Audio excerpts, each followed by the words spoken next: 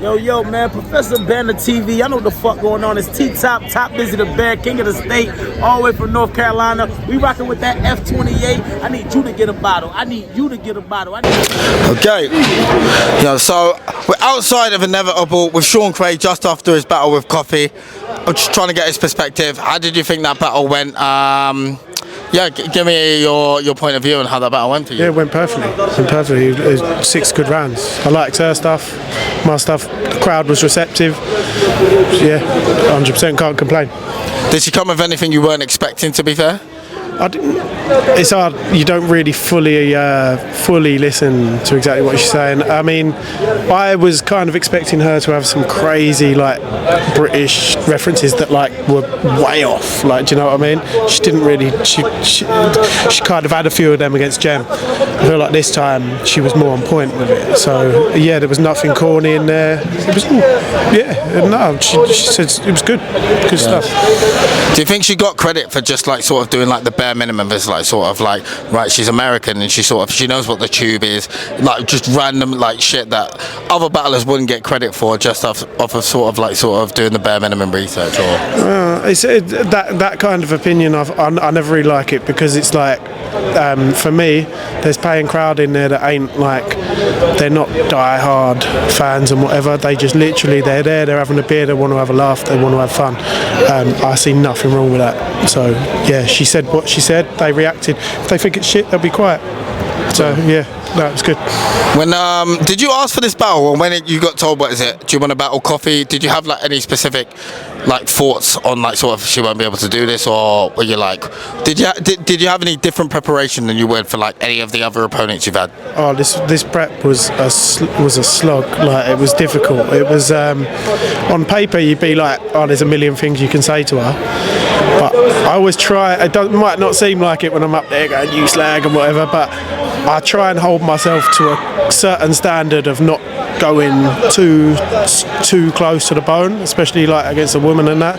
So putting those kind of reins on me, whereas like my other battles against Frank or Raws or whatever, it's absolutely no holds barred, because I know him, I've got a personal relationship with him. I feel more comfortable going like mad.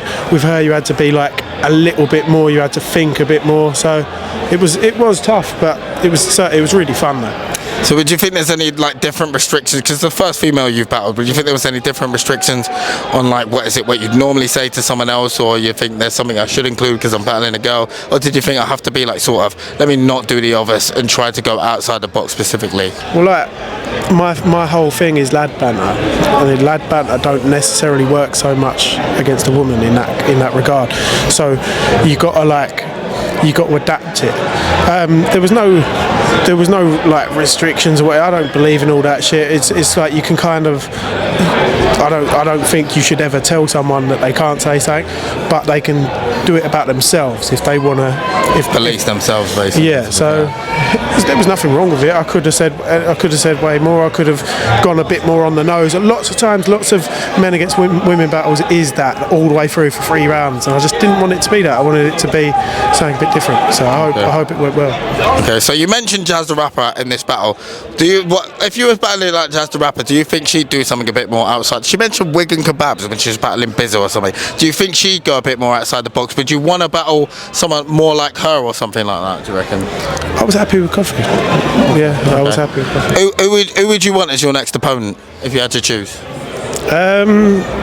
Like absolute wish list battle would be like Lunar. That'd be the one that I'd want. But in terms of like, comment though, you said O'Shea before and Upland. Yeah. So that'd be the one. The one that most people say to me they want me to do is Marlow.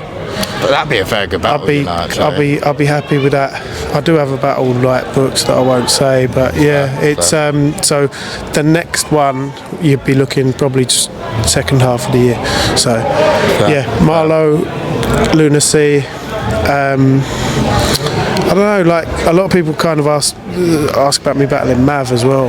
Maverick, you know. As like a North versus South kind of thing, but he's never expressed that he really wants it. I'm not like fast about it, but it's the one that a lot of people mention to me, so it might happen at some stage. Geordie lad versus London. Yeah, it's good. It's got a good dynamic that kind of writes itself. So.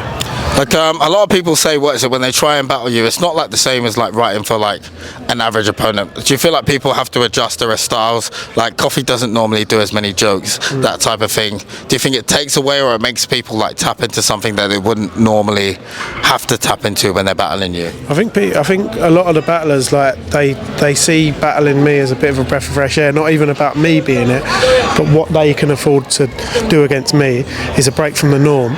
A lot of the people that are in the top tier are kind of hard to book against different people unless you're going to bring an international in or they're battling against each other. As someone who's trying to break into that bubble, I'm quite good for the league owners, because they're like, they present it to them and they're like, do you know what, I've done 10 of these types of battles, I've got certain ones that's mapped out that I've kind of got to tick off. Sean's something different, I'll enjoy that. Fair. So. Right, with Sean KRAY, I've got no other questions. Great battle. I think you lot are really going to enjoy it when you get a chance to see it. Signing out. Big up Professor Banner, big up Sean KRAY.